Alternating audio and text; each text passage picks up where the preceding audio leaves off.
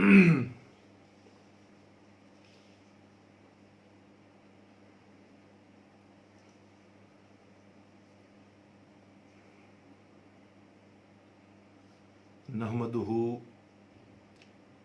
व नुसल्ली व नुसल्लिमु अला हबीबिहिल करीम अम्मा बाद फ़अऊज़ु बिल्लाहि मिनश शैतानिर रजीम बिस्मिल्लाहिर रहमानिर रहीम इन्नल्लाहा व मलाइकतुहु युसल्लूना अलन नबी या अय्युहल्लज़ीना आमनू सल्लु अलैहि व सल्लिमू तस्लीमा। अल्लाह ताला की हम्दो सना हुज़ूर नबी करीम सल्लल्लाहु अलैहि वसल्लम पर करोड़ हाथ दुरूद व सलाम के बाद मैं आप सब हज़रात को रमज़ान शरीफ की इन बाबरकत सातों में मुबारकबाद पेश करता हूँ और शुक्रगुज़ार हूँ कि आज फिर हमें अल्लाह ताला ने मौका दिया है कि हम लोग इकट्ठे होकर अल्लाह, उसके रसूल और उसके औलिया अल्लाह का ज़िक्र कर सकें। आप सब बखूबी जानते हैं कि जो आज का हमारा मौजू है वो बरे सग़ीर में सूफिया का किरदार और खानकाही निज़ाम की अहमियत के हवाले से हम आज गुफ्तगू करेंगे। तो उस हवाले से बहुत ही अच्छी और बहुत ही खूबसूरत बातें आपकी नज़र करने के लिए मैं लेकर आया हूँ। और जो मकसद था इस मज़मून को रखने का वो ये था कि सूफिया कराम की जो करामात हैं उनका ज़िक्र बहुत होता है, लेकिन जो उनकी तालीमात हैं उसका ज़िक्र नहीं किया जाता और लोगों को करामात में उलझाकर उनके मकाम, उनके मर्तबे को ठेस पहुंचाई जाती है, जिससे हमारे जज्बात मजरूह होते हैं।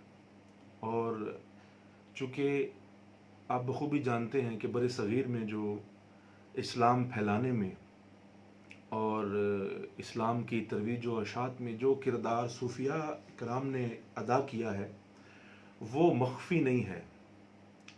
वो आपके सामने तारीख़ पड़ी है, आप तारीख़ की कुतुब देखें, आप औलिया कराम की शान देखिए, पढ़िए, समझिए, तो फिर आपको अंदाज़ा होता है कि किस तरह से उन्होंने हुज़ूर नबी करीम सल्लल्लाहु अलैहि वसल्लम की अहादीस और आपकी सुन्नत मुबारका को और कुरान करीम फुरकान हमीद को किस तरह से लोगों में रोशनास करवाया।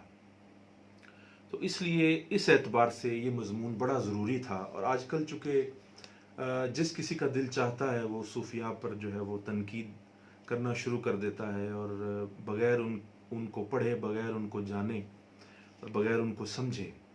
तो ये टॉपिक इतना बड़ा है कि अगर हम मुसलसल एक माह भी रोज़ाना की बुनियाद पर इसी टॉपिक पर गुफ्तगू करने बैठें तो इतने वाक़यात और इतनी बातें मौजूद हैं कि ये वक्त भी कम पड़ जाएगा, क्योंकि हर एक हस्ती का एक अपना टेन्योर गुजरा है और उसमें उन्होंने जो काम किए हैं, जो मेहनतें की हैं, जो मुशाहिदे किए हैं, जो तजर्बे किए हैं, तो अगर उनको आप अगर बैठकर सुने मुझसे या मेरे साथ आप ये बातें सारी देखें तो ये वक्त बहुत कम पड़ जाएगा। लेकिन हमने चूँकि इस 1.5 घंटे के अंदर अंदर हमने इस प्रोग्राम को भी वाइंड अप करना है, चूँकि मैं ये नहीं चाहता कि हम ये जो गुफ्तगू करते हैं वो बहुत ज़्यादा तवील हो जाए, जिससे लोग जो है वो उसको अवॉइड करना शुरू कर दें। और फिर वो चूँकि हर बंदा आजकल मसरूफ़ भी है, तो फिर इसलिए मैं चाहता हूँ कि हम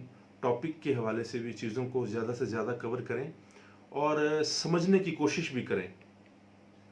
तो हम आगाज़ करते हैं। आप सब हज़रात तशरीफ़ लाना शुरू हो चुके हैं और आहिस्ता आहिस्ता आप सब लोग इंशाल्लाह मुझे ज्वाइन कर लेंगे। اور جو حضرات اس پروگرام کو لائیو نہیں دیکھ سکتے ان سے ریکویسٹ یہ ہے کہ وہ بعد میں اس کو ضرور دیکھا کریں اور اس پیج کو بھی لائک کریں اور شیئر کریں اپنے تمام دوستوں تک، تاکہ یہ پیغام ہے تو جتنا ہو سکے اس کو آگے لے کر چلیں۔ تو آج کے پروگرام کا ہم آغاز کرتے ہیں حضرت مولانا روم رحمۃ اللہ علیہ آپ کی مثنوی شریف کے اشعار کے ساتھ۔ تو میں ایک اور بات بھی آپ سے شیئر کرنا چاہتا ہوں کہ جس کی مجھے خوشی ہوئی کہ ایک ہمارے بہت ہی پیارے دوست ہیں، ان کا میسج آیا کہ ہم مثنوی شریف آپ سے جب سنتے ہیں تو ہمیں ان اشعار کی سمجھ نہیں آتی کہ وہ چونکہ فارسی میں ہیں، تو آپ براہ کرم اس کا ترجمہ بھی ہم تک ضرور پہنچائیں، تاکہ ہم جب نیکسٹ سنیں تو پھر ہمیں اس فارسی میں جو آپ حضور کی شان بیان کرتے ہیں تو وہ ہمیں اس کی سمجھ بھی آئے۔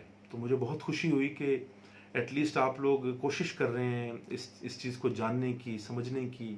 تو یہ ایک بڑا جو ہے وہ خوبصورت ایک مرحلہ اس کا آغاز ہو چکا ہے، اور بہت ہی میں اپنے پیر بھائیوں کا اس میں بڑا شکریہ ادا کرتا ہوں کہ وہ آج کل اپنے بچوں اور فیملیز کے ساتھ بیٹھ کر اس سیشن کو دیکھتے ہیں۔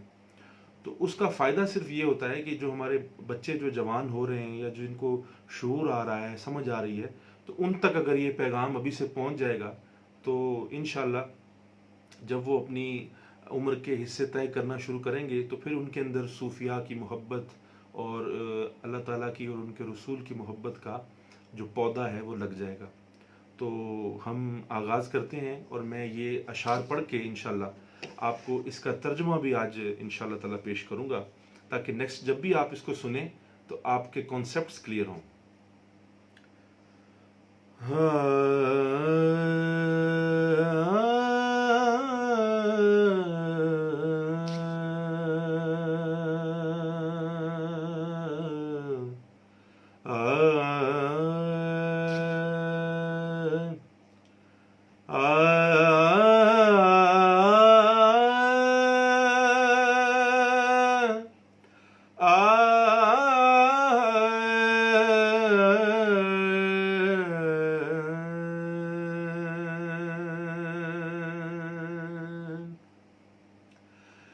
سیدو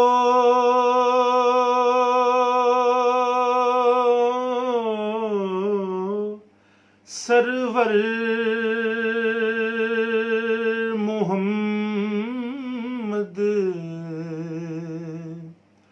نور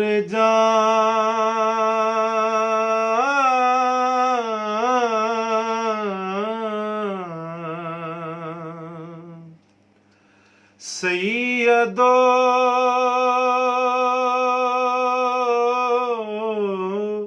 سرور محمد نور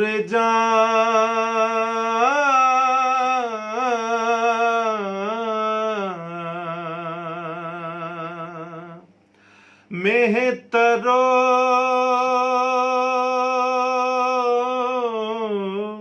بہتر شفیع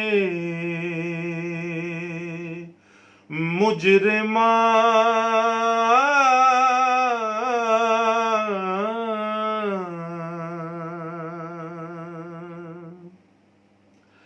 مہترین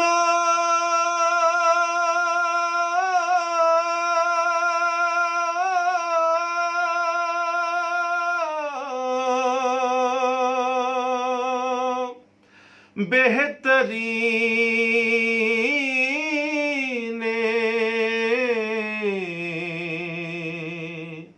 انبیاء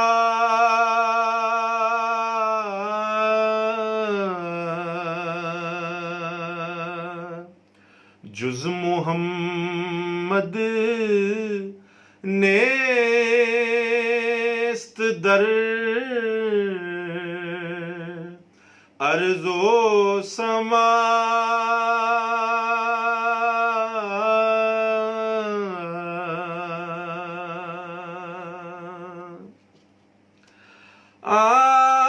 محمد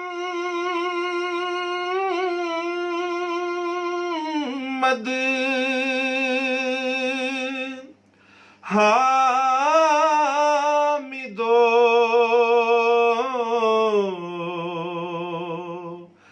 محمود شد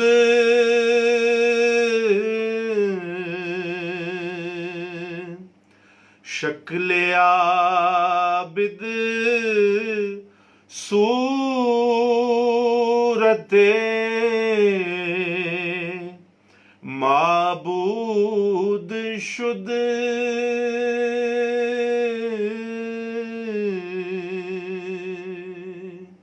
شکل عابد صورت محمود شد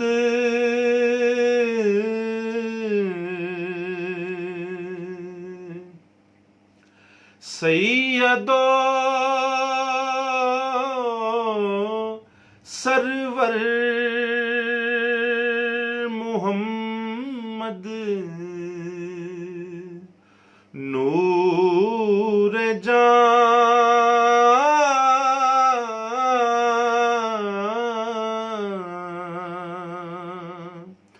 مہتر و بہتر شفیع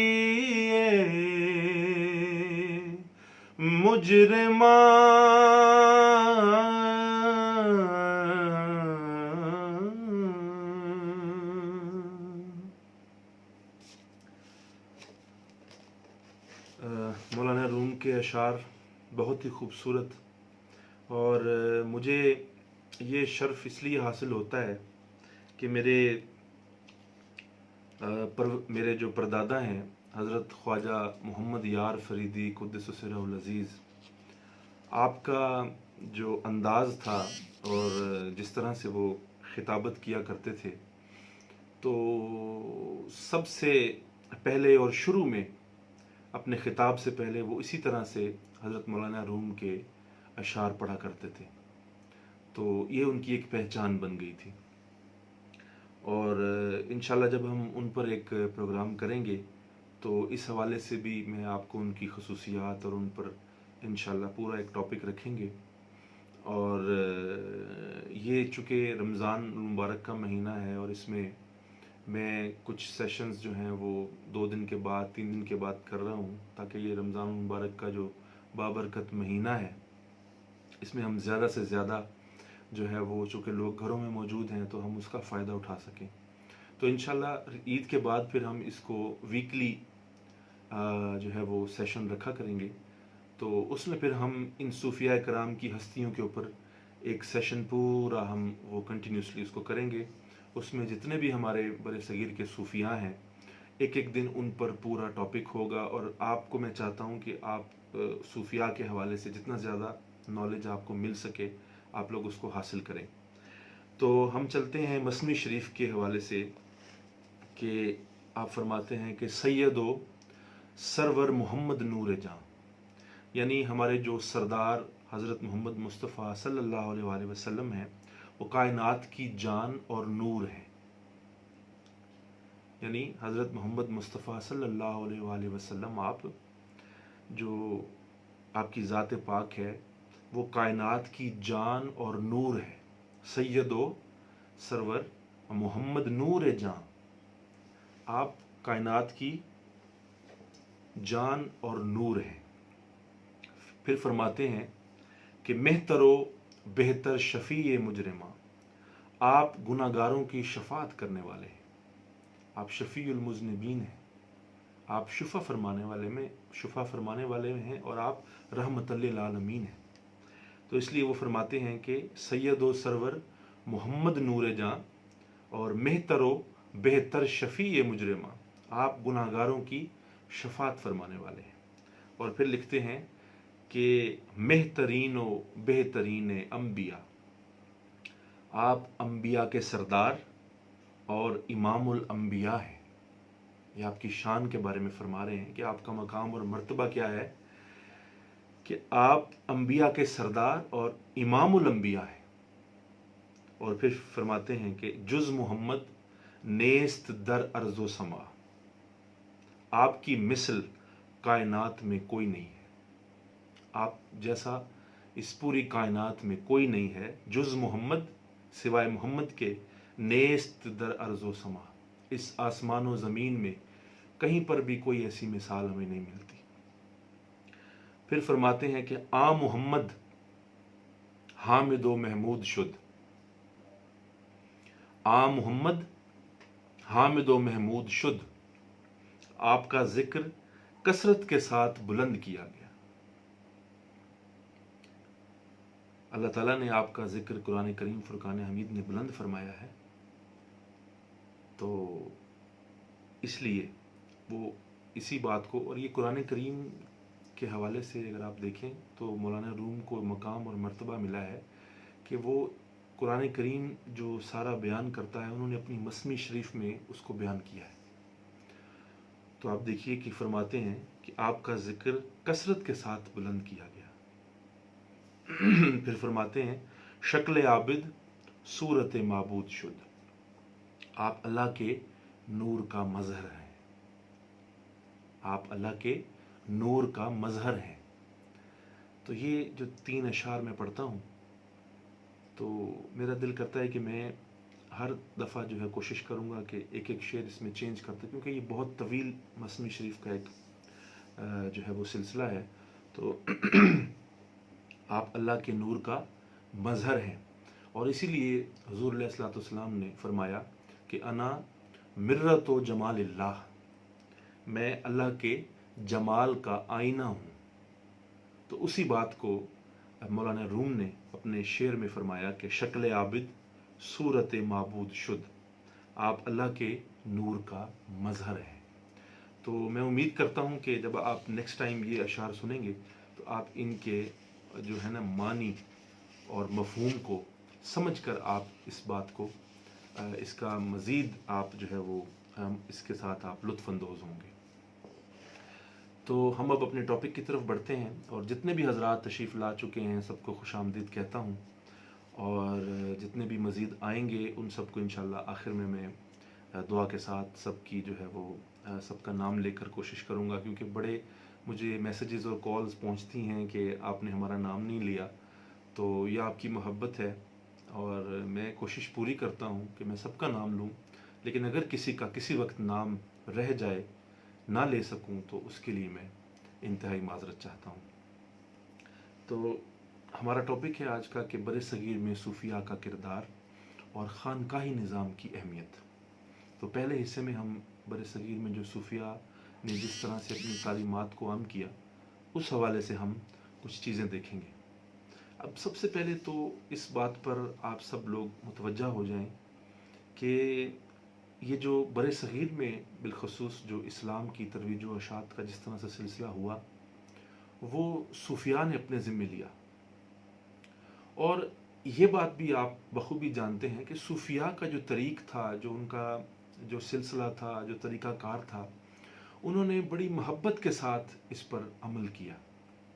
انہوں نے یہ نہیں کیا کہ کسی تلوار کے ساتھ یا کسی زبردستی کسی کے ساتھ کرنے کی کوشش کی، نہیں، انہوں نے اس چیز کو بڑی محبت کے ساتھ پیش کیا، دین کو، اور اپنے کردار کے ساتھ جو ہے وہ اس کو نمایاں کیا، بجائے اس کے کہ وہ کوئی بیان کرتے یا کوئی تقریر کرتے یا کوئی وعظ کرتے۔ انہوں نے اپنا کردار اس طرح سے حضور نبی محمد صلی اللہ علیہ وسلم، آپ کے احکامات، آپ کی سنت کے مطابق اپنے آپ کو ڈھالا، اور ڈھال کر آپ نے جو ہے وہ اس کو پریزنٹ کیا لوگوں میں۔ تو صوفیاء کے حوالے سے ایک کانسیپٹ ہے جو آپ اپنے ذہنوں میں بٹھا لیں اس بات کو، کہ جو صوفی ہوتا ہے اس کا کردار اس طرح سے ہوتا ہے کہ اس کے ایک ہاتھ میں قرآن مجید فرقان حمید ہوتا ہے اور دوسرے ہاتھ میں سنت رسول صلی اللہ علیہ وسلم ہوتی ہے۔ تو اگر یہ دونوں چیزیں اس کے ہاتھ میں ہیں تو پھر وہ ایک صوفی کا جو معیار ہے اس کو مکمل طور پر وہ حاصل کر لیتا ہے۔ صحیح معنوں میں جو صوفی کی مثال ہے وہ یہی ہے کہ اس کے ایک ہاتھ میں قرآن کریم فرقان حمید ہو اور ایک ہاتھ میں سنت رسول صلی اللہ علیہ وسلم۔ تو اس طرح سے انہوں نے اس بر صغیر میں اپنے جو ہے وہ کردار کے ساتھ، اپنی محبت کے ساتھ، خلوص کے ساتھ، پیار کے ساتھ لوگوں کے ساتھ انٹریکٹ کیا، اور ان کو اپنی محبت اس قدر دی کہ وہ جوک در جوک دائرہ اسلام میں داخل ہوتے چلے گئے۔ تو سب سے پہلے انہوں نے اسی کانسیپٹ کو جو حضور علیہ الصلوۃ والسلام نے ہجرت کے بعد مدینہ منورہ میں جب آپ تشریف لائے تو آپ نے معاشرے کی تشکیل فرمائی۔ اس شہر کو حضور نے یثرب سے مدینہ بنا دیا، اور اس طرح سے بنایا کہ اس میں آپ نے امن جو ہے سب سے پہلے، اور میں امن کے حوالے سے آپ کو عرض کرتا چلوں، چھوٹی سی بات ایک یاد آ گئی ہے کہ حضور علیہ الصلوۃ والسلام نے امن کا جس طرح سے پیغام دیا ہے، وہ آپ غور کیجئے کہ حضور نے نبوت کے 5 سال پہلے سے، بلکہ بہت عرصہ پہلے سے اس چیز کا آغاز کر دیا، لیکن ایک واقعہ ملتا ہے نبوت سے 5 سال پہلے کا۔ تو تب آپ نے نبوت کا اعلان نہیں کیا تھا، لیکن آپ مکہ مکرمہ میں آپ کی شخصیت جو ہے وہ بڑی ایماندار اور امن و سلامتی کے ساتھ آپ کو جو ہے وہ عزت کی نگاہ سے دیکھا جاتا تھا۔ وہی کردار حضور نے بلڈ اپ کیا اور لوگوں میں اپنا ایک کردار نمایاں کیا۔ تو اس میں آپ غور کیجئے کہ امن کو کس طرح سے حضور نے شامل رکھا، اور امن کے ذریعے انہوں نے جو ہے وہ اسلام کا فروغ فرمایا۔ تو آپ نے جو امن کا سلسلہ کیا وہ اس طرح سے کیا کہ جب خانہ کعبہ کی کچھ تعمیر کا سلسلہ چل رہا تھا تو اس میں حجر اسود کو نصب کرنا تھا، تو اس پر جو وہاں قبیلے تھے بڑے بڑے، وہ آپس میں جھگڑ پڑے، اور جھگڑے اس طرح سے کہ ہر قبیلہ اس سعادت کو حاصل کرنا چاہتا تھا۔ وہ چاہتے تھے کہ ہم وہاں پر نصب کریں، سب لوگ کی کوشش تھی کہ ہم یہ کام سر انجام دیں، لیکن چونکہ اب سب لوگ مل کر تو یہ کام نہیں کر سکتے تھے، تو ان کے درمیان ایک لڑائی اور جھگڑا شروع ہو گیا۔ 4 دن تک یہ لڑائی اور جھگڑا جاری رہا۔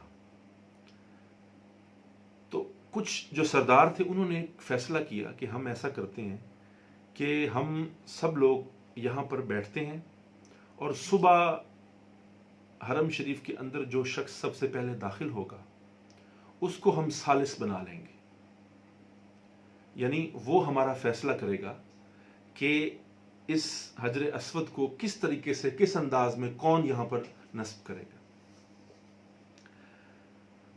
تو اب وہ سب لوگ بیٹھے ہیں اور انتظار کر رہے ہیں کہ صبح سب سے پہلے حرم شریف میں کون داخل ہوتا ہے۔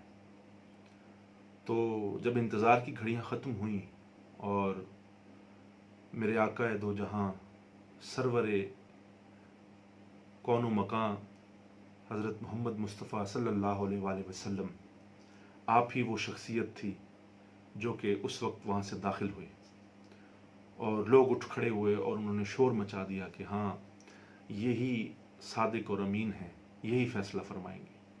تو آپ دیکھیے اللہ تعالیٰ نے نبوت سے پہلے بھی حضور کے جو منصب کے فرائض تھے وہ آپ نے بخوبی سر انجام دیے۔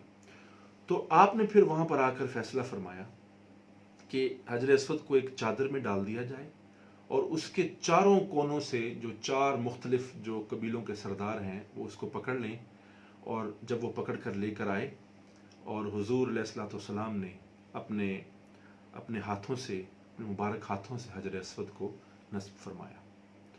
تو اس طرح سے حضور نے جو ہے وہ بنیاد رکھی اسلام کی اور امن کی۔ وہ لڑتے جھگڑتے لوگوں کو حضور نے اپنی جو ہے وہ ایک بات سے ان کو قائل کر کے ان کو جو ہے وہ ان کے مسائل حل کر دیے۔ تو اس طرح کی ڈھیروں ہمیں مثالیں ملتی ہیں۔ تو میرے عرض کرنے کا مقصد یہ ہے کہ صوفیاء کرام جب بر صغیر میں آئے اور یہاں پر انہوں نے جو حالات دیکھے تو انہوں نے اسی طرح سے سنت رسول پر عمل کرتے ہوئے محبت کے ساتھ اور امن کے ساتھ انہوں نے اس کام کا آغاز کیا، اور لوگوں کے ساتھ ایک امن کا تعلق قائم کیا۔ ان کے ساتھ کوئی لڑائی جھگڑا، کوئی تلوار، کوئی کسی قسم کا کوئی ہتھیار کا استعمال نہیں کیا، جو ہتھیار تھا وہ صرف محبت کا ہتھیار تھا. تو اسی طریقے سے انہوں نے پھر صبر کی مثال قائم کی. اور صبر کا جو ہم پچھلے دنوں ایک پورا چیپٹر کر چکے ہیں، صبر کے حوالے سے ہم ڈسکشن بھی کر چکے ہیں، تو اس سے بھی آپ اندازہ لگائیے کہ میں نے آپ کے سامنے قرآن کریم فرقان حمید کی آیات بھی رکھی، آپ کے سامنے مثالیں بھی رکھی کہ صبر کا مقام اور مرتبہ کیا ہے، وہ آپ سب لوگ بخوبی جانتے بھی ہیں. تو پھر انہوں نے صبر شکر کیا. تو اس طرح سے انہوں نے صبر کر کے، اور تعلیمات حضور کی تھیں، اور تعلیمات صبر کی کیسی تھیں کہ جو حضرت امام حسین رضی اللہ عنہ، آپ نے جس طرح سے کربلا میں صبر کا مظاہرہ کیا، وہ صبر ان کے سامنے تھا، وہ معیار تھا. اور حضور علیہ الصلوۃ والسلام نے جس خوبصورتی کے ساتھ تمام زندگی صبر کا دامن نہیں چھوڑا اور مثال قائم کر دی کہ ایسا صبر کہ کفار جو ہیں وہ پتھر مار رہے ہیں، کنکریاں پھینک رہے ہیں، آپ زخمی ہو گئے اور خون نکل رہا ہے، اور اللہ تعالیٰ فرماتا ہے کہ آپ حکم کیجئے کہ میں ان سب کو تباہ و برباد نیست و نابود کر دوں، لیکن آپ ان کے حق میں دعا کرتے ہیں. تو غور کیجئے کہ صبر کی مثال میرے آقا دو جہاں نے کس طرح سے قائم کی. اور ایک بڑا خوبصورت شعر حضرت حفیظ طائب رحمۃ اللہ علیہ وہ فرماتے ہیں کہ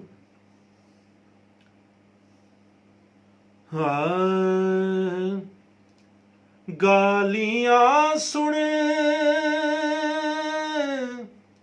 کے دے دے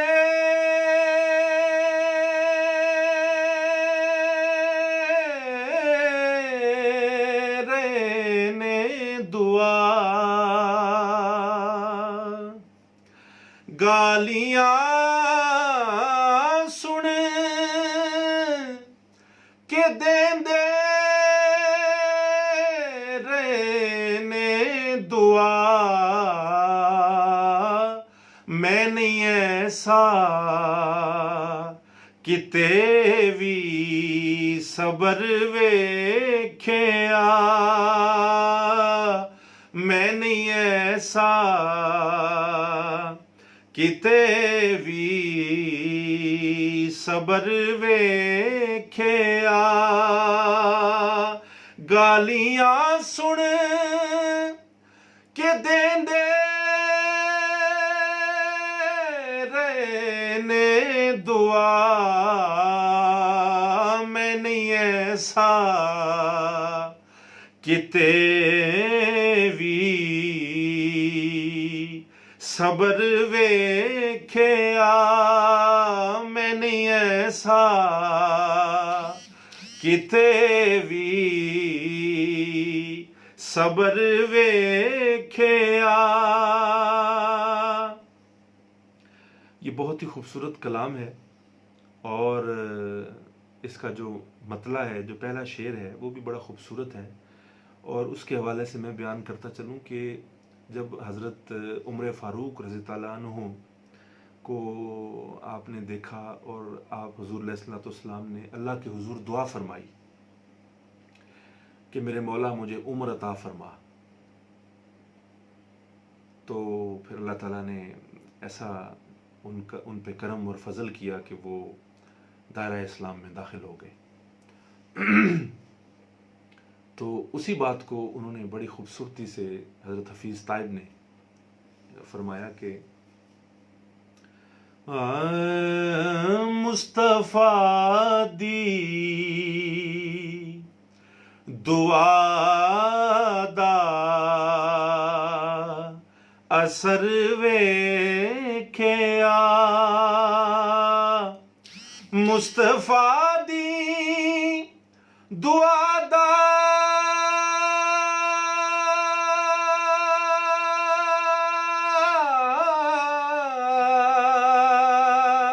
اثر ویکھیا، سر نوا کے کھلوتا عمر ویکھیا، سر نوا کے کھلوتا عمر ویکھیا مصطفیٰ دی دعا دا اثر ویکھیا۔ تو اس طرح سے انہوں نے صبر کی مثال قائم کی، اور اسی بات کو حضرت حفیظ طائب نے بڑی خوبصورتی سے بیان کیا کہ صبر کا مقام اور مرتبہ یہ ہے کہ گالیاں سن کر دعائیں دینا یہ معیار ہے۔ ہم اس معیار پہ کیا اپنے آپ کو دیکھتے ہیں یا نہیں، یہ ایک بڑا ضروری سوال ہے۔ لیکن جو مثالیں ہم اپنی روزمرہ زندگی میں دیکھتے ہیں وہ شاید ایسی نہیں ہیں۔ تو صبر کا جو ہے وہ مقام اور مرتبہ صوفیاء کرام نے اسی کو اپنے اندر شامل رکھا، شامل حال رکھا۔ ہر قسم کی مصیبتیں، پریشانیاں جب اس برِ صغیر میں جو ہے وہ ہندوؤں کا راج تھا تو وہ لوگ ان کو مانتے نہیں تھے، ان سے کوئی محبت کا تعلق قائم نہیں کرنا چاہتے تھے، لیکن وہ اس پر قائم اور دائم رہے۔ اور دوسری بات تقویٰ جو تھا وہ ایک معیار تھا۔ جیسے حضور علیہ الصلوۃ والسلام نے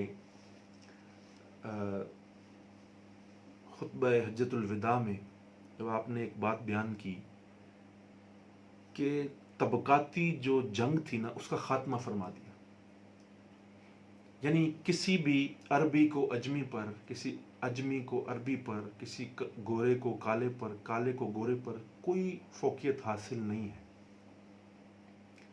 یہ آپ نے معیار سیٹ کر دیا آنے والی تمام نسلوں کے لیے۔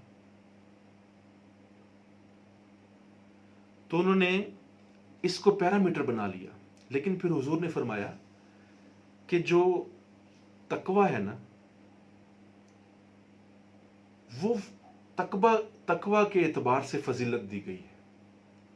ویسے تو ہم سب ایک دوسرے کے برابر ہیں، کوئی بادشاہ ہے، کوئی غلام ہے، کوئی نوکر ہے، کوئی مرید ہے، کوئی پیر ہے، سب ایک دوسرے کے برابر ہیں۔ یہ میرے حضور نے ارشاد فرما دیا۔ تو جو طبقاتی جنگ تھی نا، جو لوگ دوسروں کو حقیر سمجھتے تھے، غلام سمجھتے تھے، ظلم کرتے تھے، حضور علیہ الصلوۃ والسلام نے اس جنگ کا خاتمہ کر دیا، اور اسی سلسلے میں امن کا قیام ہوا۔ تو صوفیاء کرام نے اسی طرح سے اپنے اندر جو طبقاتی جو مسائل تھے، جو ایک یہاں پر ایک دور چل رہا تھا، تو انہوں نے اس چیز کا خاتمہ کیا، اور اپنے اخلاق کے ساتھ، عفو درگزر کے ساتھ، معافی کے ساتھ، اور حقوق کے تحفظ کے ساتھ، یعنی حقوق جس طرح میرے آقا دو جہاں نے بتائے ہیں،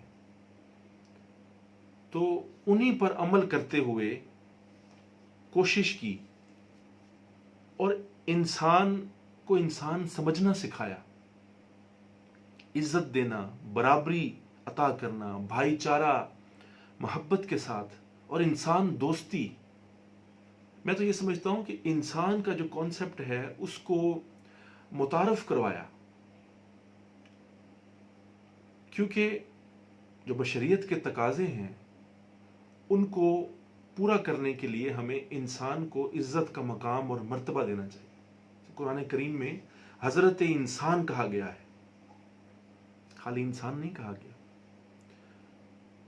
تو اس انسان کی عزت کرنا سکھایا گیا ہے۔ جیسے شاعر فرماتے ہیں کہ اب آدمی کچھ اور ہماری نظر میں ہے، اب آدمی کچھ اور ہماری نظر میں ہے، جب سے سنا ہے یار لباس بشر میں۔ تو جب سے حضور علیہ الصلوۃ والسلام نے بشریت میں اپنا ظہور فرمایا، تو پھر انسان کو جب وہ معیار سامنے آتا ہے تو پھر انسان کی عزت کرنا فرض ہو جاتا ہے۔ تو قرآن کریم فرقان حمید میں بھی اللہ تعالیٰ نے فرمایا، الناس کلہم بنو آدم خلق من تراب. تمام انسان آدم کی اولاد ہیں اور آدم کو مٹی سے پیدا کیا گیا. تو انسان کا جو مقام اور مرتبہ ہے وہ مٹی ہے. تو ہمیں اپنے اندر جھانکنا چاہیے، دیکھنا چاہیے کہ ہم کس مقام اور کس مرتبے پر فائز ہیں. تو اس مقام کی عزت بھی کرنی چاہیے. تو ہمارے پاس ایسی بہت سی مثالیں ملتی ہیں، جیسے حضرت بایزید بسطامی اور کتے کا جو ایک مکالمہ ہے، اس سے ہمیں ایک سبق ملتا ہے. گو کہ وہ جو بات بیان کرتے ہیں اس میں کوئی مصلحت شامل ہوتی ہے، تاکہ اس بات کو سمجھنے کے لیے ہمیں ایسا عمل کیا جاتا ہے کہ تاکہ ہم اس سے کچھ حاصل کر سکیں. اس کا ہرگز یہ مطلب نہیں ہوتا کہ شاید وہ یہ کام کرنا چاہتے ہوں، کیونکہ وہ تو اپنے آپ کو شریعت کے مطابق وقت گزارنا چاہتے ہیں نا. تو اس لیے وہ کبھی بھی شریعت سے ہٹ کے کوئی کام نہیں کرتے. لیکن اگر کوئی ایسا عمل ہوتا ہے تو وہ نصیحت دینے کے لیے ہوتا ہے. تو حضرت بایزید بسطامی جو ہیں وہ ایک دن تشریف لے جا رہے ہیں. حضرت بایزید بسطامی بہت بڑی علمی اور روحانی شخصیت ہیں اور بہت اہم کردار ہے آپ کا اس حوالے سے. تو آپ کا یہ ایک واقعہ میرے سامنے سے گزرا کہ آپ نماز کے لیے مسجد تشریف لے جا رہے ہیں اور راستے میں ایک کتا نظر آیا ہے. تو انہوں نے اپنا دامن سمیٹنے کی کوشش کی، اپنے کپڑوں کو تھوڑا سا پیچھے کیا کہ کہیں یہ کتا جو ہے یہ میرے کپڑوں کے ساتھ ٹچ نہ ہو جائے اور میرے کپڑے ناپاک نہ ہو جائیں. تو انہوں نے تھوڑی سی کتے کو دیکھ کر تھوڑا سا نفرت کا مظاہرہ کیا اور تھوڑا سا دور ہو گئے. تو کتے کو اس بات کی بہت تکلیف پہنچی. اس نے اللہ کے حضور دعا کی کہ مجھے زبان عطا کیجیے تاکہ میں ان سے کوئی بات کر سکوں. تو اللہ تعالیٰ نے کتے کو زبان عطا کی اور کتے نے کہا کہ آپ کیوں مجھ سے نفرت فرما رہے ہیں؟ تو حضرت بایزید بسطامی فرماتے ہیں کہ میں نماز پڑھنے جا رہا ہوں اور میرے ذہن میں یہ خیال آیا کہ کہیں تم اگر میرے ساتھ ٹکرا گئے تو میرے کپڑے گندے نہ ہو جائیں. تو پھر کتے نے یہ جواب دیا کہ میں تو اگر کیچڑ میں میرا جسم جو ہے وہ کیچڑ لگا ہوتا میرے جسم کو تو پھر اگر آپ کے کپڑوں کو لگ جاتا تو پھر تو آپ کے کپڑے ناپاک ہو جاتے اور اس کو بھی اگر آپ 3 بار دھو لیتے تو وہ صاف ہو جاتا. لیکن آپ نے میرے ساتھ جو اس نفرت کا مظاہرہ کیا ہے تو اس سے مجھے بڑی تکلیف ہوئی ہے. اور بات تو یہ ہے کہ آپ بھی اسی باغ کے ہیں، میں بھی اسی باغ کا ہوں. کیا ہوا کہ اللہ تعالیٰ نے آپ کو پھول بنایا ہے اور مجھے کانٹا بنا دیا ہے، لیکن ہیں تو ہم ایک ہی باغ کے، تو اس لیے مجھ سے نفرت نہ کرو. تو بنایا تو اسی ذات نے ہے، چاہے کوئی گورا ہے، کوئی کالا ہے، کوئی عربی ہے، کوئی اجمی ہے، کوئی غریب ہے، کوئی امیر ہے، کوئی بیمار ہے، کوئی صحت مند ہے. تو یہ سب اسی ذات کے بنائے ہوئے ہیں. تو یہ اس میں ایک مصلحت تھی کہ یہ لوگوں کو بتانا تھا کہ آپ کا جو تعلق ہے وہ ہر کسی کے ساتھ محبت کا ہونا چاہیے، چاہے وہ جانور ہے، انسان ہے. تو رویہ اور اخلاق ظاہر کرنا تھا. اس کا ہرگز مطلب یہ نہیں تھا کہ وہ نفرت کرتے تھے. اس کا مقصد صرف جیسے حضور علیہ الصلوۃ والسلام کے ہاں ہمیں ایک مثال ملتی ہے کہ ایک دن حضور نماز پڑھا رہے ہیں، 4 رکعت فرض پڑھا رہے ہیں. 2 رکعت پڑھنے کے بعد آپ سلام پھیر دیتے ہیں. تو صحابہ بڑے حیران ہوتے ہیں کہ اور سوال کرتے ہیں حضور کیا نماز کم ہو گئی ہے یا آپ نماز بھول گئے ہیں؟ تو حضور علیہ الصلوۃ والسلام جواب فرماتے ہیں کہ نہ نماز کم ہوئی ہے نہ میں بھولا ہوں، میں بھلایا گیا ہوں. اور اس لیے بھلایا گیا ہوں تاکہ آپ لوگوں کو پتہ چل سکے کہ اگر آپ کی نماز ٹوٹ جائے یا آپ نماز میں کوئی غلطی کر لیں تو پھر اس غلطی کو کیسے سدھارنا ہے، پھر سجدہ سہو کیسے کرنا ہے. تو یہ پیغام دینے کے لیے حضور نے سلام پھیرا. تو اس کا ہرگز یہ مطلب نہیں ہے کہ حضور بھول گئے نماز میں اور سلام پھیر دیا. اس کے پیچھے ایک مصلحت ہوتی ہے. اسی طرح سے ہمیں اصحاب کہف کا کتا ہے اس کی ایک مثال ملتی ہے کہ وہ 300 سال تک جو اصحاب کہف کے جو اولیاء تھے ان کے ساتھ سویا رہا. نہ اس نے کوئی ریاضت کی، نہ کوئی عبادت کی، نہ کوئی اچھے کام کیے، نہ کوئی ایسا عمل کیا کہ جو اللہ کو پسند آ گیا، لیکن وہ صرف اولیاء کرام کے ساتھ رہا. تو اللہ تعالیٰ نے اس کی اس ساتھ رہنے کو اپنی بارگاہ میں قبول و منظور فرما لیا. اور پھر آپ نے قرآن کریم میں دیکھا کہ اس کو اللہ تعالیٰ نے فرمایا ہے کہ قیامت کے دن ولایت کا تاج ملے گا.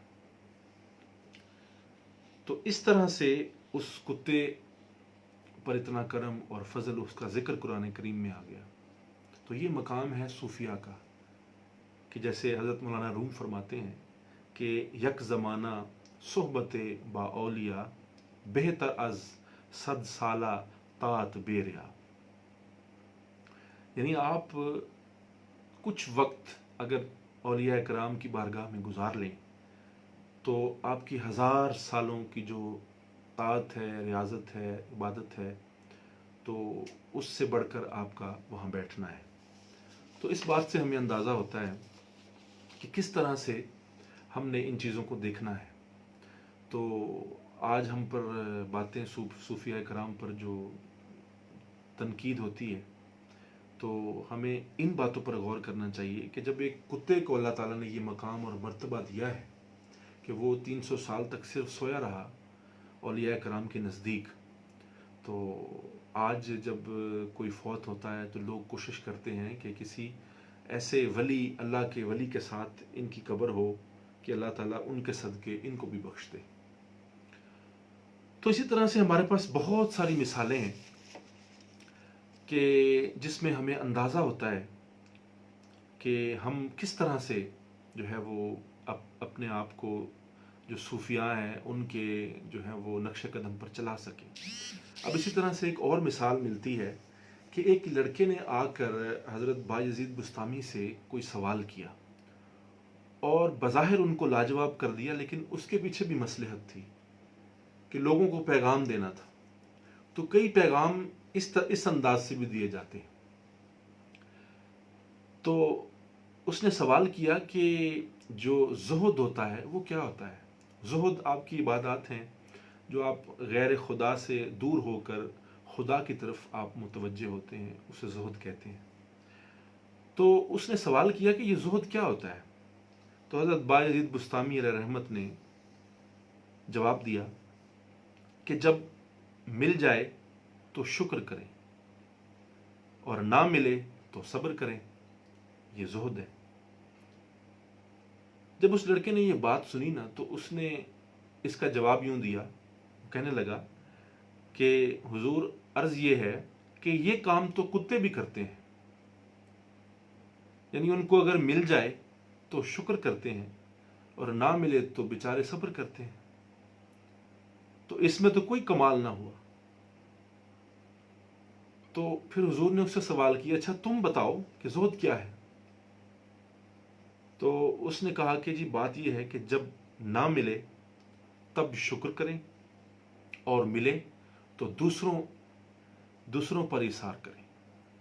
یعنی اگر آپ کو نہ مل رہا ہو تو اس حالت میں بھی اللہ کا شکر ادا کریں. صبر تو کر ہی رہے ہیں آپ، لیکن اگر اس حال میں اللہ کا شکر ادا کریں گے تو دوسروں پر ایثار آپ کر سکیں گے. یہ اصل میں زہد کی حقیقت ہے. اور اس طرح سے صوفیاء کرام تربیت فرمایا کرتے تھے. ان کے ہر عمل میں کوئی نہ کوئی مصلحت ہوتی تھی. کہیں جانا، کہیں بیٹھنا، کچھ بولنا، کچھ عمل کرنا، اس سے کوئی سبق ملتا تھا. تو ہمیں ان کی تعلیمات کو صحیح انداز میں سمجھنا چاہیے،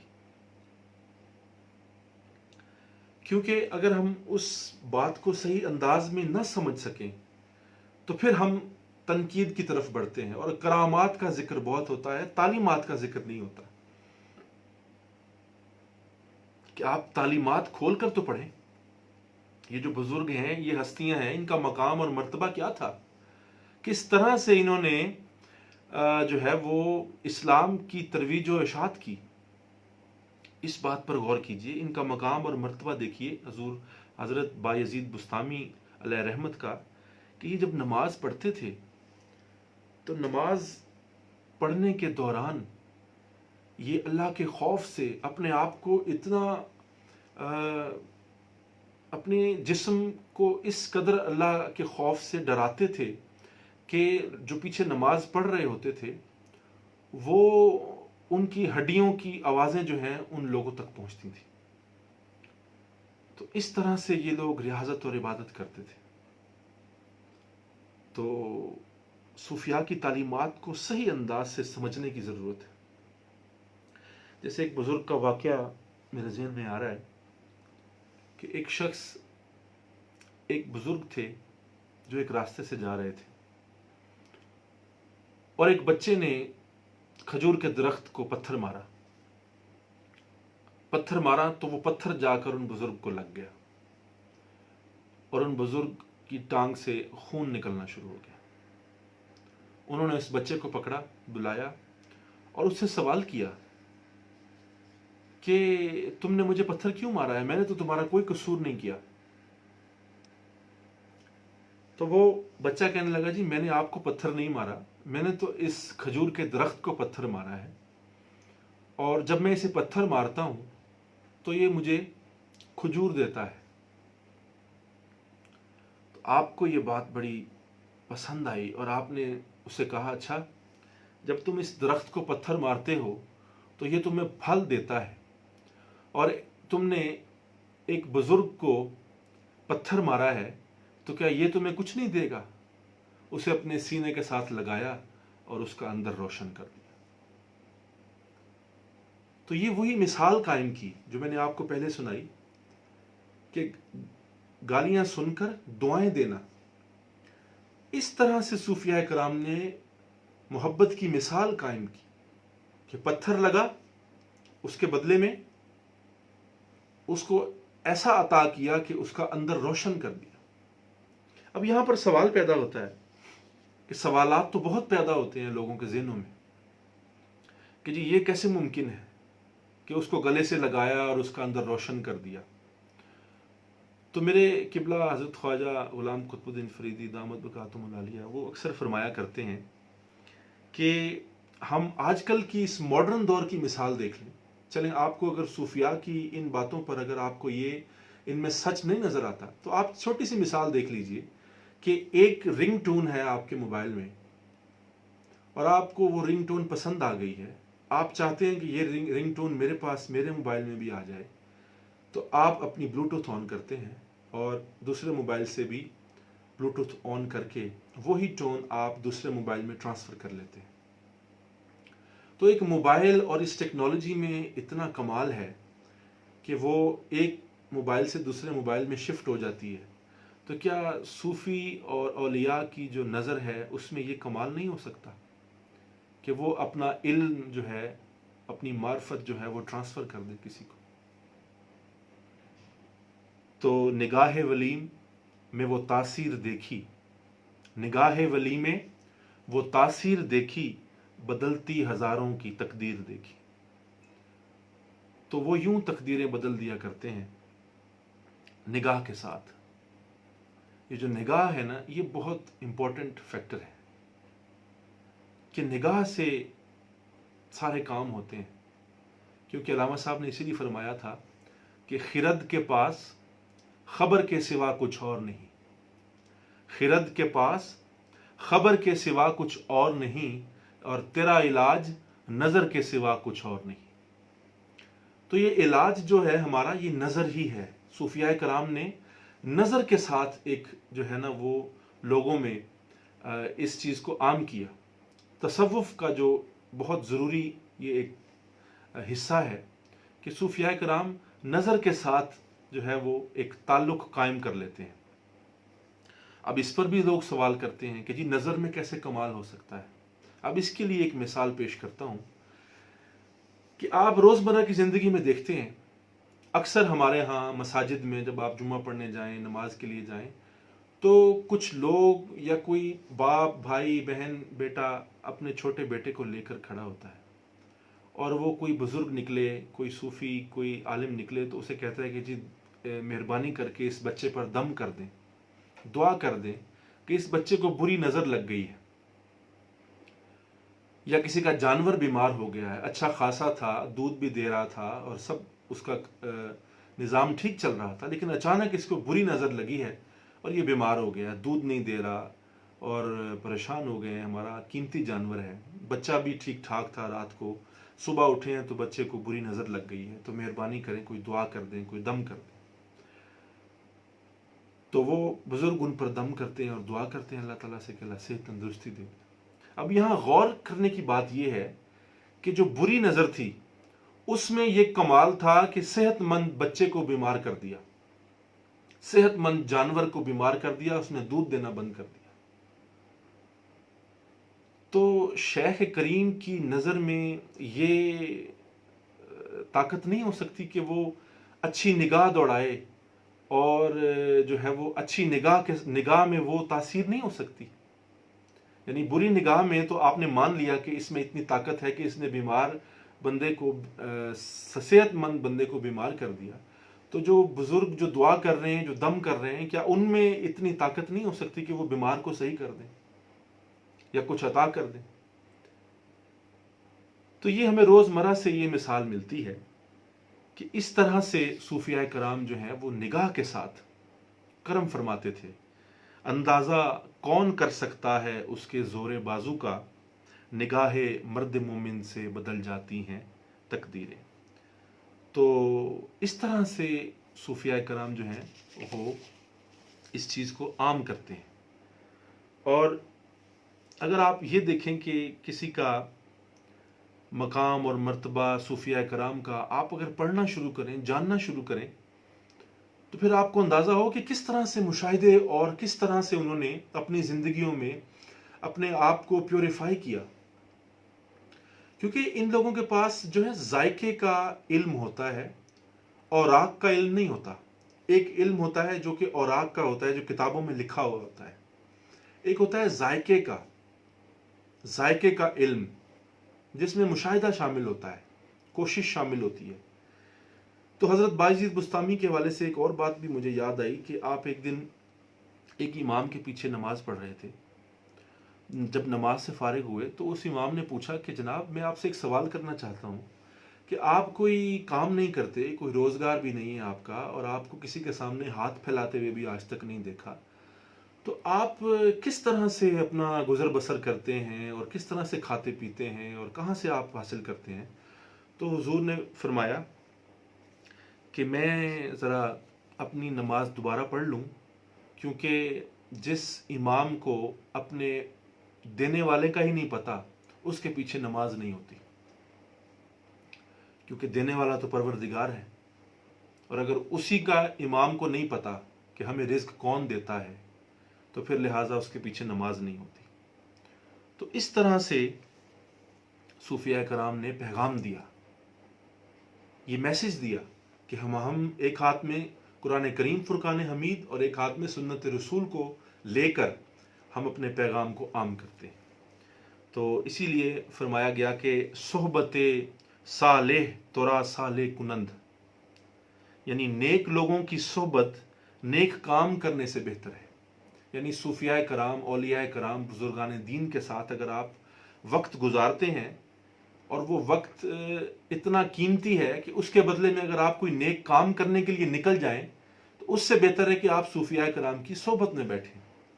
اور صحبت طالع ترا طالع کنند، یعنی برے لوگوں کی صحبت برے کام کرنے سے بھی بری ہے۔ یعنی آپ ایک برا کام کر رہے ہیں، وہ بھی برا ہے، اور آپ برے لوگوں کی صحبت میں بیٹھے ہوئے ہیں تو وہ بیٹھنا جو ہے وہ اس برے کام کرنے سے بھی زیادہ برا ہے۔ تو اس طرح سے ہمیں یہ بات سمجھ آئی کہ صوفیاء کرام اس طرح سے محبت کی جو ہے وہ، اور اشاعت اسلام اس طرح سے کرتے تھے۔ اور جب آپ صوفیاء کی بارگاہ میں حاضر ہوتے ہیں تو وہ کیا کام کرتے ہیں؟ وہ آپ کا تزکیہ نفس کرتے ہیں، آپ سے کرواتے ہیں. آپ کے اندر جو ایک میں ہے، اس میں کو ختم کر کے اس میں عجز اور انکساری ڈال دیتے ہیں. آپ کو یہ محسوس کرواتے ہیں کہ جو آپ کے اندر میں ہے، اپنی ذات کی نفی کریں، اپنی ذات کو ختم کر دیں. تو جب آپ اپنی ذات کو ختم کر دیتے ہیں تو پھر کیا ہوتا ہے؟ پردہ ہستی موہوم اٹھا دو پہلے، پردہ ہستی موہوم اٹھا دو پہلے، پھر جہاں چاہو وہیں یار کو دیکھا کرنا. تو یہ جو نہ دیکھنے میں جو آڑ ہے وہ ہماری اپنی ہے، ہماری اپنی ذات ہے. اگر ہم اپنی ذات کو نفی کر دیں تو باقی اسی کی ذات بچ جاتی ہے. تو صوفیاء کرام ہمیشہ ذات کی نفی اور عجز اور انکساری سکھاتے ہیں. آپ کو آپ کے جو روزمرہ کے معاملات ہوتے ہیں اس میں عجز اور انکساری سکھاتے ہیں. جیسے حضرت خواجہ محمد یار فریدی قدس سرہ العزیز، آپ فرمایا کرتے تھے کہ کسی کا مقام یا مرتبہ دیکھنا ہو تو اس کا عجز اور انکساری دیکھو. وہ جتنا عجز اور انکسار ہوگا اس کا مقام اتنا ہی بلند ہوگا. تو آپ نے پھر یہ مثال بتائی کہ اگر کسی کا مقام دیکھنا ہو تو اس کا عجز دیکھو کہ وہ کتنی عاجزی کے ساتھ پیش آتا ہے، اس میں کتنی محبت شامل ہے، اس کے اخلاق کتنے اچھے ہیں. جیسے آپ جانتے ہیں کہ صراحی سر نگوں ہو کر بھرا کرتی ہے پیمانہ. صراحی کتنی بڑی ہوتی ہے، اس کا آگے جو منہ ہوتا ہے وہ بہت اونچا ہوتا ہے. تو جب اس نے کوئی گلاس یا کوئی جام بھرنا ہوتا ہے تو اس کو نیچے آنا پڑتا ہے. تو وہ جب تک نیچے نہیں آئے گی جتنی مرضی بلند ہو اس کا کوئی فائدہ نہیں ہے. جب تک وہ نیچے نہیں آئے گی تو وہ پیمانہ نہیں بھر سکتی. تو صراحی سر نگوں ہو کر بھرا کرتی ہے پیمانہ. جس شاخ پر پھل لگا ہو نا وہ جھکی ہوتی ہے، ہمیشہ جھکی ہوگی. اور جس شاخ پر کوئی پھل نہیں ہوگا، وہ سرو کا جو درخت ہوتا ہے سفیدے کا، تو وہ آپ دیکھیں گے بالکل سیدھا ہوتا ہے، اس پہ پھل نہیں ہوتا. پھل ہمیشہ جس پر ہوگا وہ جھکا ہوا ہوگا. تو یہ ہمیں سبق ملتا ہے صوفیاء کرام سے کہ اپنی ذات کو مٹا دو، ختم کر دو اپنے آپ کو. اب اس شیخ کی بارگاہ میں جاؤ تو ان سے یہ درس حاصل کرو. اسی لیے حضرت خواجہ غلام فرید علیہ رحمت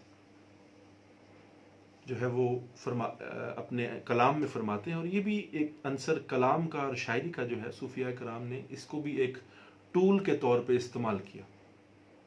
ایک ہتھیار تھا ایک شاعری کرنا، کیونکہ کئی باتیں ایسی ہیں جو آپ شاعری میں بیان کر سکتے ہیں اور وہ آنے والی نسلوں کے لیے ایک مشعل راہ بن جاتا ہے. تو حضرت خواجہ غلام فرید علیہ رحمت نے پنجابی کے کچھ اشعار، سرائے کی پنجابی مکس ہے تو میں آپ کی خدمت میں پیش کرتا ہوں، لیکن اس میں سے سبق آپ نے حاصل کرنا ہے کہ سبق کیا ہے.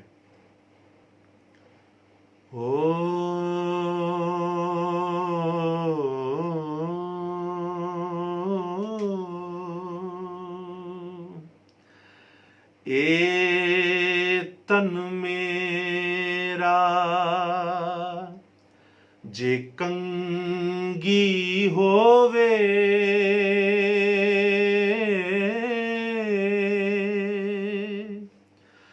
تے میں زلف ماہی دیواں.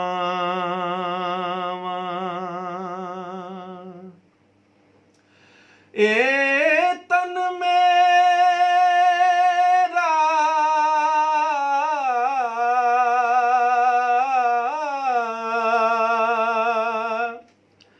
جے کنگی ہووے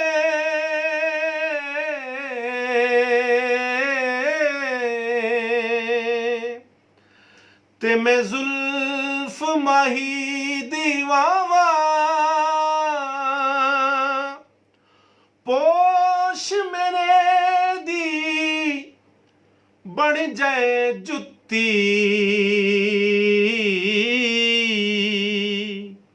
تے میں یار دے پیری آواں جے سونا میرے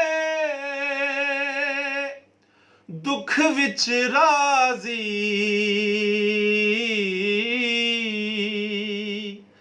تے میں سکھ نو چلے پاواں جے سونا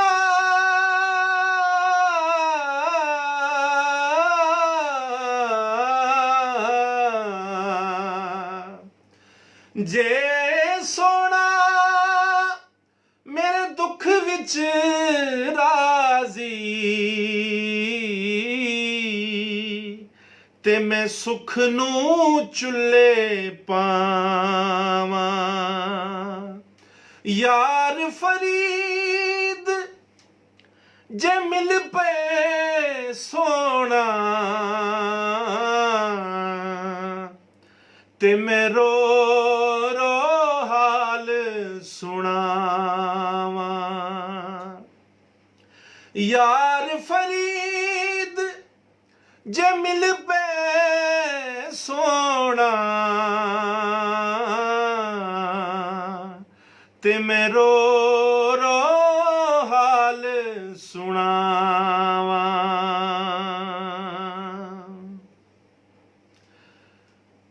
تو غور کریں کہ اپنے ذات کی کس طرح سے نفی سکھائی گئی ہے کہ اے تن میرا کنگھی ہوئے تے میں زلف ماہی دی واواں اور پوش میرے دی یعنی میرے اس جسم جلد کی جوتی بن جائے جتی تے میں یار دے پیری آواں یعنی میرا محبوب اسے پہنے اور اس کے اوپر پہن کر چلے میرا دل یہ کرتا ہے کہ میں اپنی جان اپنی جو میری جلد ہے اس جسم کی اس کی جوتی بنا کر اپنے یار کے پاؤں میں رکھ دوں اور وہ پہن کر چلے جے سونا میرے دکھ وچ راضی تے میں سکھ نو چلے پاؤں یہ تو اللہ تعالیٰ کی رضا ہے اللہ تعالیٰ کا بھی یہی فرمان ہے کہ میں جو بھی تکلیف دیتا ہوں اس پر راضی رہو اس پر دکھ نہ کرو تو یہی پیغام صوفیاء کا بھی ہے کہ جے سونا میرے دکھ وچ راضی تے میں سکھ نو چلے پاؤں مجھے کیا ضرورت ہے سکھ کی اگر میرا یار راضی ہے دکھ میں تو یار فرید جے مل پے سونا تے میں رو رو حال سناواں غور کیجئے کہ صوفیاء کرام کے ہاں کس محبت اور کس خوبصورت انداز میں تربیت کی جاتی ہے اب یہ پیغام جو پڑھ رہے ہیں جو سن رہے ہیں جو سمجھ کر رہے ہیں ان پر ایک کیفیت طاری ہوتی ہے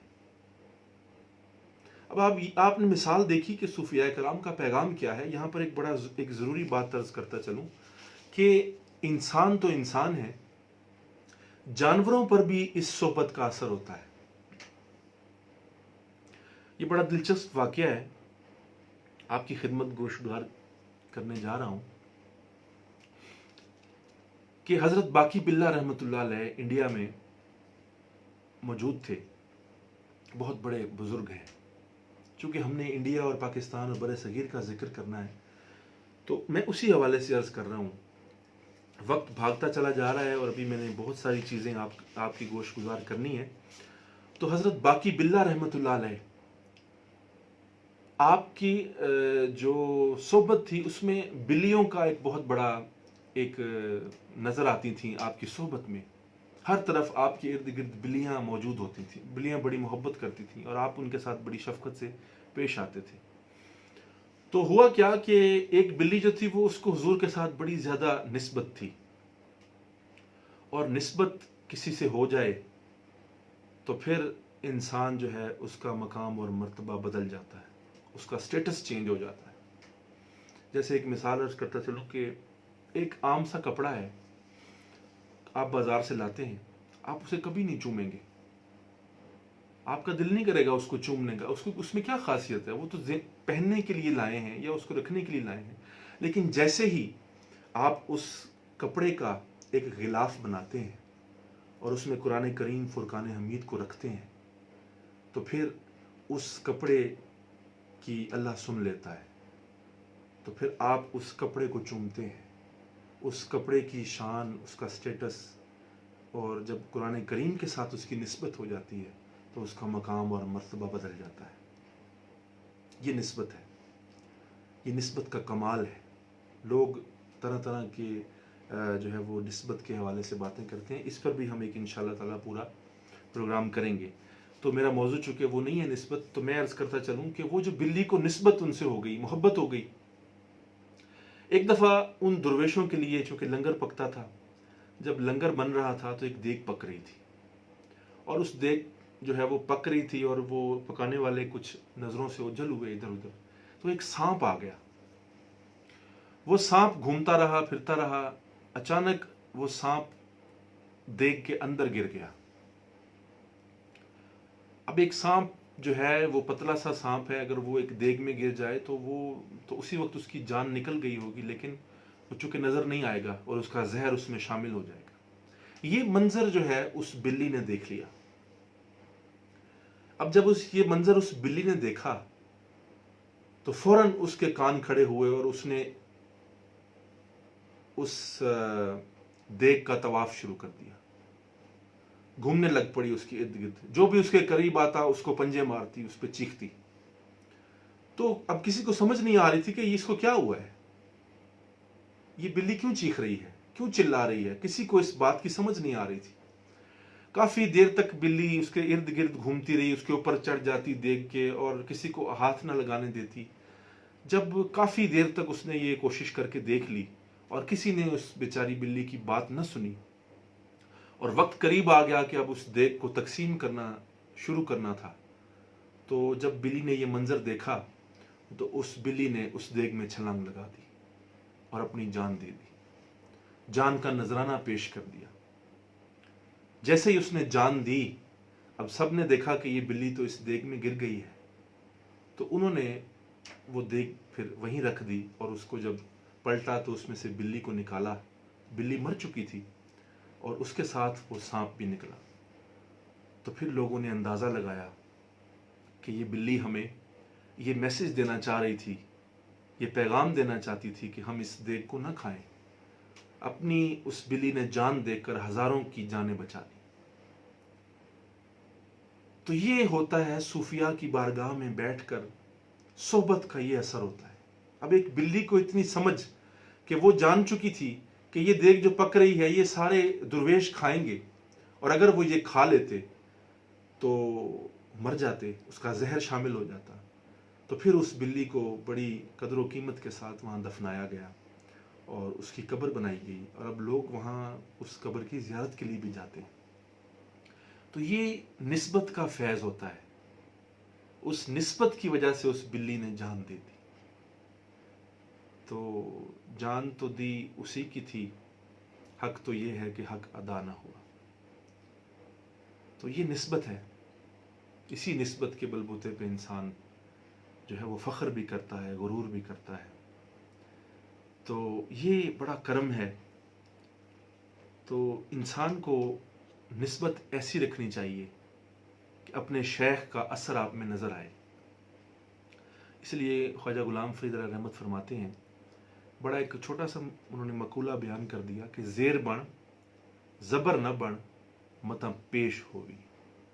اب آپ جانتے ہیں کہ زیر ہمیشہ نیچے آتی ہے، تو انہوں نے اس کانسیپٹ کو بیان کیا کہ زیر بنو، یعنی اپنے مقام اور اپنے مرتبے کو، اپنے آپ کو نیچے رکھو ہمیشہ۔ زبر نہ بن، یعنی زبر ہمیشہ اوپر ہوتی ہے، تو انہوں نے پیغام دیا کہ زبر نہیں بننا، زیر بننا ہے، متاں پیش پوی، یہ نہ ہو کہ کل کو آپ کو اس کا خمیازہ بھگتنا پڑے۔ اس لیے زیر بن، اپنے آپ کو زیر بناؤ، عاجزی اور انکساری۔ تو یہ تمام صوفیاء کا جن کا ذکر ہو رہا ہے، ان کے پیغام آپ دیکھیے کیا ہیں۔ اب حضرت میاں محمد بخش صاحب کے بڑے خوبصورت اشعار، میں بڑا ذوق کے ساتھ ان کو پڑھتا ہوں اور بڑی محبت ان سے ملتی ہے۔ تو فرماتے ہیں کہ مان نہ کریے رو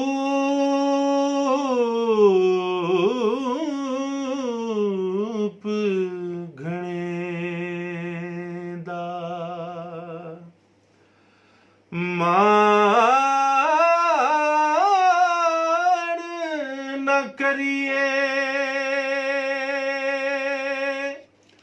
روپ گھنے دا تے 10 وارث کون حسن دا صدا نہ رہن اے غنچے کلیاں تے صدا نہ پھل چمن دا تے لکھ ہزار بہار حسن دی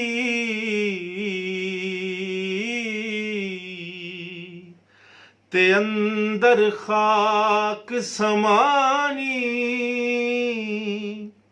لا پریت اے جی محمد تے جگ وچ رہے کہانی مان نہ کریے روپ گھنے دا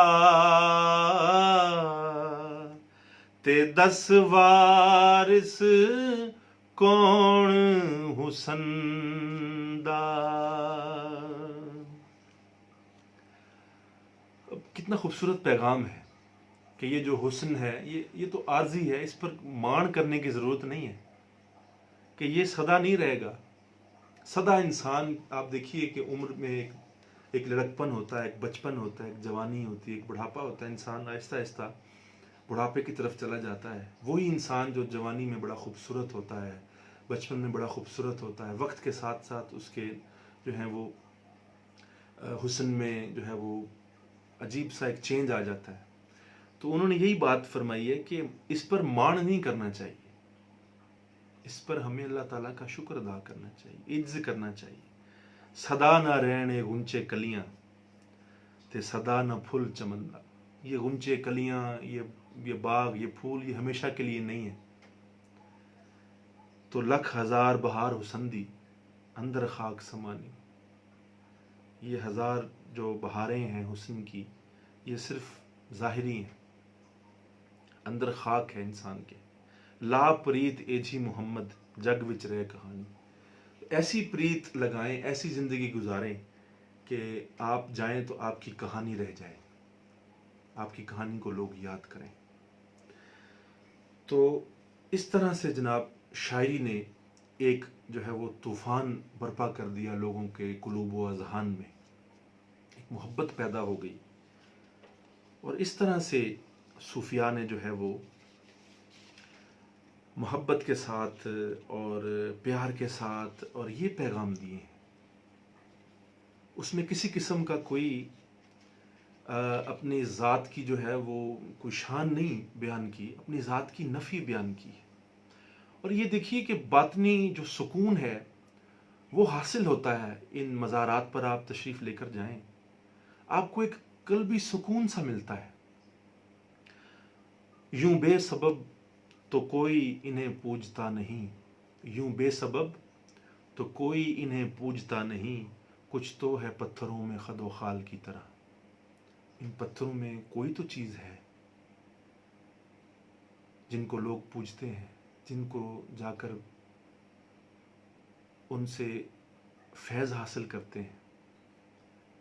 تو آپ دیکھیے کہ ان صوفیاء کرام کی جو تعلیمات ہیں، ان سے روشناس کروانا چاہیے، ان کی کرامات سے نہیں۔ کرامت تو چھپی ہوتی ہے،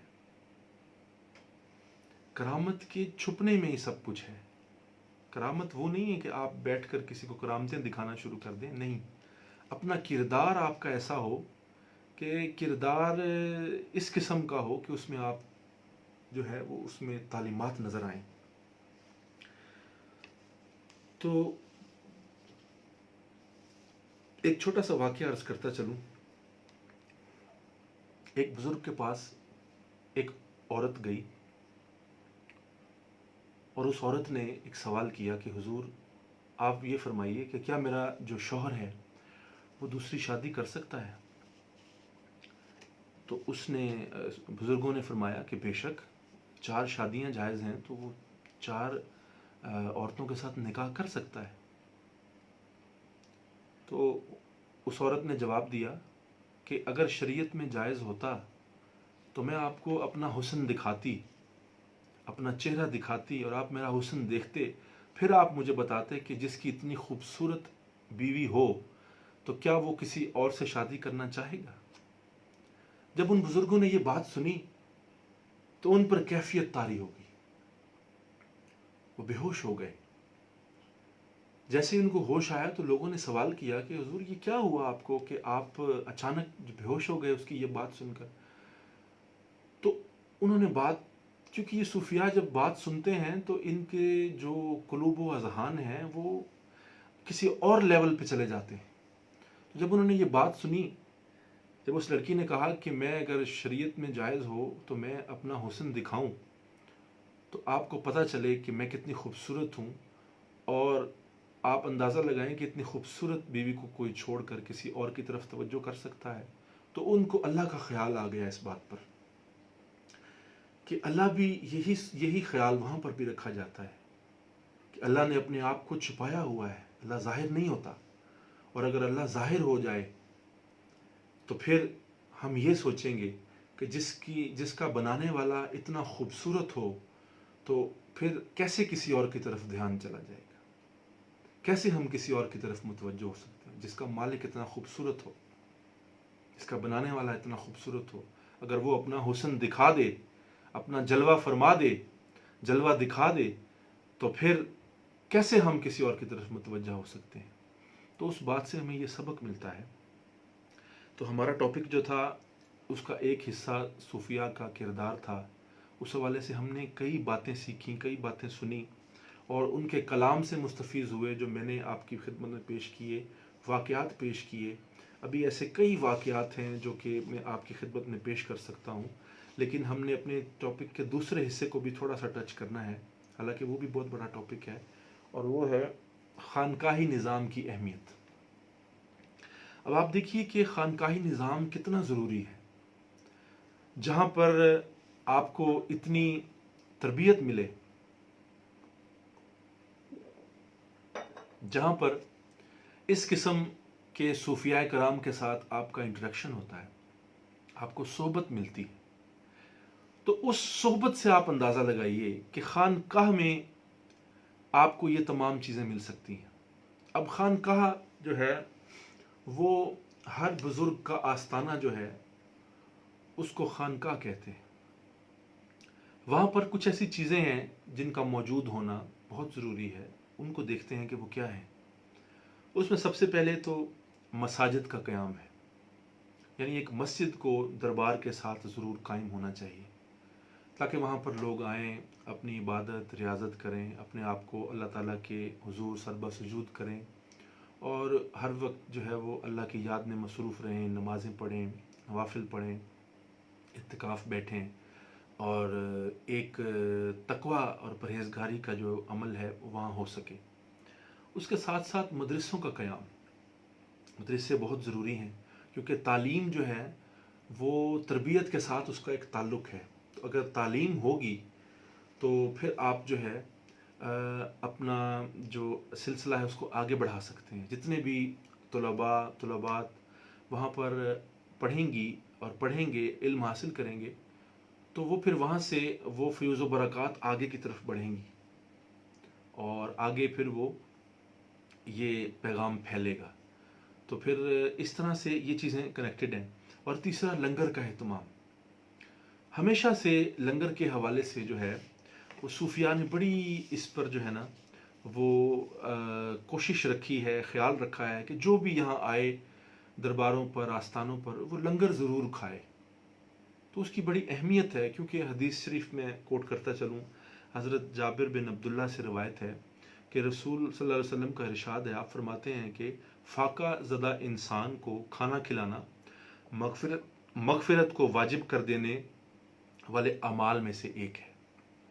यानी आपके घर सवाली आता है, भूखा आता है, फाका, जिसने कई दिनों से खाना नहीं खाया, आप उसको अगर खाना खिला दें तो मगफिरत को वाजिब कर दिया आपने अपने ऊपर, ऐसे अमाल आपने कर दिए। फिर एक हदीस मुबारक में आता है कि हज़रत अब्दुल्ला बिन उमर बिन आस रज़ी अल्लाह अन्हु से रिवायत है कि हुजूर ने फरमाया, जो शख्स अपने भाई को पेट भर कर खाना खिलाता है और सैर करके पानी पिलाता है, अल्लाह करीम उसे जहन्नुम से 7 खंदकों के फासले के बराबर दूर कर देता है। यानी 7 खंदकें उसके दरमियान आ जाती हैं, जहन्नुम से और उसके दरमियान। उनमें हर जो खंदक है उसका जो दरमियानी फासला है 500 मील होता है। इतना यानी दूर हो जाता है वो दोज़ख से। तो आप गौर कीजिए कि खाना खिला देना किसी को और उस पर मोहब्बत के साथ उसके साथ बात कर लेना, पता नहीं उसके दर्जात और मर्तबात कितने बुलंद हो जाते हैं। तो आखिरी चीज़ जो है वो तरबियत है। खानकाह जो है वो तरबियत के बगैर नामुमकिन है कि अगर आप वहाँ पर अपने चाहने वालों की तरबियत नहीं करते, उनको जो बातिन का सुकून है वो नहीं देते, या वो उस चीज़ को अगर महसूस नहीं कर सकते, तो फिर मैं समझता हूँ वो काम अधूरा है। उसके लिए ज़रूरी है कि आप उनको इस किस्म की मसरूफियात में मशगूल रखें कि वो वहाँ पर कुछ हासिल कर सकें, और अगर हासिल ना कर सकें तो मैं समझता हूँ कि वो अपनी ज़िंदगियों में बेहतरी नहीं ला सकते।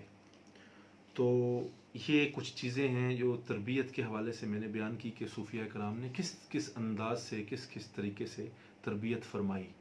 ये बहुत बड़ा टॉपिक है। इंशाल्लाह अगर ज़िंदगी रही तो इस टॉपिक को फिर बार बार हम करेंगे, क्योंकि ये छोटा सा टॉपिक नहीं है कि जिस पर मैं आपको कुछ बातें अर्ज़ करूं और वो सिलसिला ख़त्म हो जाए।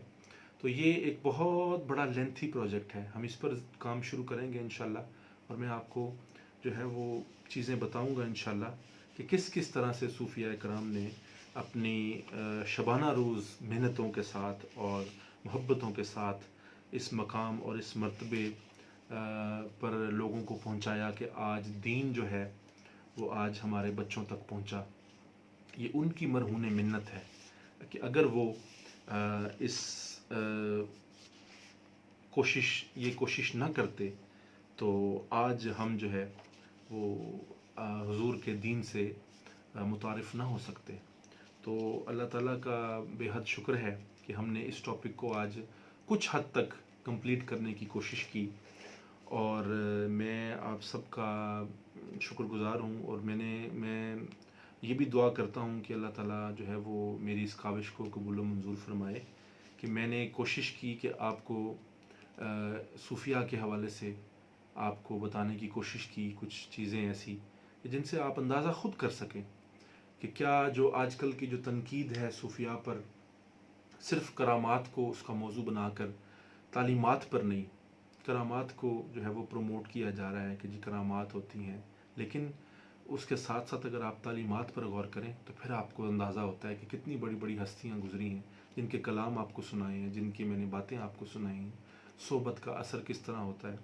तो अल्लाह करीम के हुजूर दुआ है कि अल्लाह ताला हम सब की हाज़िरी अपनी बारगाह में कबूल व मंजूर फरमाए।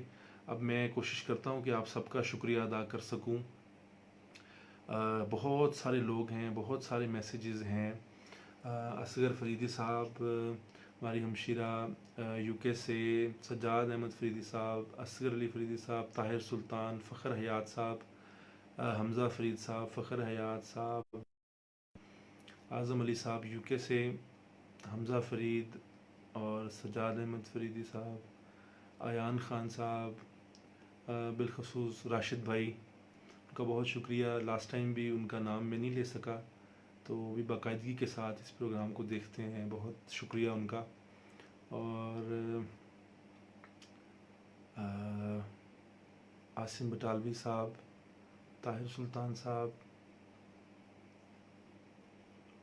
कुछ ऐसे नाम होते हैं जो कि ऊपर की तरफ चले जाते हैं और उनको जब स्क्रॉल डाउन करता हूँ तो नज़र कुछ नहीं आते। तो کسی پرابلم میں جو ہے نا وہ نام مس ہو جاتے ہیں. تو چونکہ آپ لوگ کنٹینیوسلی میسیجز بھی کر رہے ہوتے ہیں تو وہ پھر نام ڈھونڈنا مشکل ہو جاتا ہے. تو بہت سارے ایسی محبتوں والے حضرات ہیں جنہوں نے محبتیں اپنی مجھ تک پہنچائی ہیں، اور میں ان سب کا شکر گزار ہوں کہ آپ جو ہے وہ اس چیز کو بالکل مائنڈ نہیں کریں گے کہ جن کا نام میں نہیں لے سکا. اب مجھے اس وقت یاد نہیں ہے، لیکن میں فرداً سب کو جو ہے وہ شکریہ بھی ادا کرتا ہوں، ان کے کمنٹ کو لائک بھی کرتا ہوں بعد میں، چونکہ یہ بعد میں بھی میں اس کو تسلی سے بیٹھ کے دیکھتا ہوں. اور جو حضرات مجھے کمنٹ کرتے رہے ہیں میں سب کا کوشش کرتا ہوں. بالخصوص میری والدہ اس پروگرام کو بڑی محبت کے ساتھ دیکھتی ہیں اور کمنٹ بھی کرتی ہیں. انہی کی دعاؤں سے جو ہے یہ سلسلہ رواں دواں ہے، اور یہ ان کا کرم ہے کہ ہم لوگ یہاں پر اکٹھے بیٹھ کر کوئی دین کی بات کر رہے ہیں. اور میرے بچے سب حضرات اور میرے پیر بھائی جو کہ گھروں میں بیٹھ کر اپنے بچوں کے ساتھ یہ دیکھتے ہیں اور مجھے اصرار کرتے ہیں بار بار کالز کر کر کے کہ آپ اس پروگرام کو بڑھائیں اور اس کو جو ہے وہ ڈیلی بیسس پر یا 2 دن بعد ضرور کریں.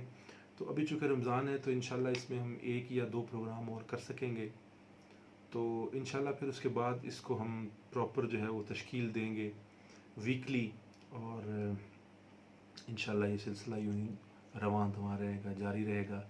تو اب اللہ کے حضور دعا کرتے ہیں کہ اللہ تعالی ہمارے آج کے اس پروگرام کو اپنی بارگاہ میں قبول و منظور فرمائے. اللہم صلی علی سیدنا و مولانا محمد وبارک وسلم علیہ وسلم تسلیما. یا رسول اللہ انظر حالنا، یا حبیب اللہ اسمع قالنا، اننا فی بحر غم مغرق خذ یدی ساحل لنا اشکالنا. خدایا بحق کے بنی فاطمہ کہ برقول ایماں کنی خاتمہ، اگر دعوتم رد کنی ور قبول منو دست و دامان آل رسول. یا الہی آج کے ہمارے اس پروگرام کو اپنی بارگاہ میں قبول و منظور فرما، ہم پر اپنا خصوصی کرم فضل اور رحم فرما میرے مالک. ہم نے جو کچھ پڑھا ہے، جو کچھ بیان کیا ہے میرے مالک، اس کو سمجھنے کی اور اس پر عمل کرنے کی توفیق عطا فرما میرے مالک. اور جن احباب نے مجھے دعا کے لیے کہا ہے، اور میں ان سب کے نام تو نہیں لے سکتا، لیکن جس نے مجھے دعا کے لیے کہا ہے میں سب کے لیے دعا گو ہوں. سب پیر بھائیوں کے لیے، سب دوستوں کے لیے، سب عزیز و اقارب، سب کے لیے میں دعا کر رہا ہوں. اللہ تعالیٰ سب کو خیر و برکت عطا کرے اور ہمارا یہ ساتھ یوں ہی قائم اور دائم رہے. اور بالخصوص ہمارے دوست اعظم صاحب، ان کے ایک عزیز ہیں جن کو یہ کرونا کی بیماری ہو گئی ہے، کرونا کی وجہ سے بیمار ہیں، ہاسپٹل میں ہیں. میں ان کے لیے بھی دعا کرتا ہوں کہ اللہ تعالیٰ ان کو صحت یابی اور تندرستی عطا کرے اور وہ جلد صحت یاب ہو جائیں. اور باقی بھی سب احباب کے لیے میں دعا گو ہوں. جتنے بھی حضرات ابھی میسیجز بھی کر رہے ہیں دعا کے لیے، میں سب کے لیے اللہ کے حضور دعا کرتا ہوں میرے مالک ہم سب پر اپنا کرم فضل رحم فرما، سب کے بچوں کی خیر فرما، سب کے والدین کی خیر فرما، سب کے کام پر خیر و برکت فرما میرے مالک. اور جو نیک خواہشات دل میں رکھتے ہیں میرے مالک، ان کی نیک خواہشات کو پورا فرما، اور سب کے رزق میں اضافہ فرما، سب کے مال میں اضافہ فرما میرے مالک، سب کے حال پر کرم فرما میرے مولا. اور خصوصی اپنے حضور علیہ الصلوۃ والسلام کی پکی سچی محبت نصیب فرما. الہی رحم بہر مصطفیٰ کن، محمد یک نظر بہر خدا کن، وصلی اللہ علی خیر خلقہ نورہ عرشہ اجمعین برحمتک یا ارحم الراحمین. وما علینا الا البلاغ المبین.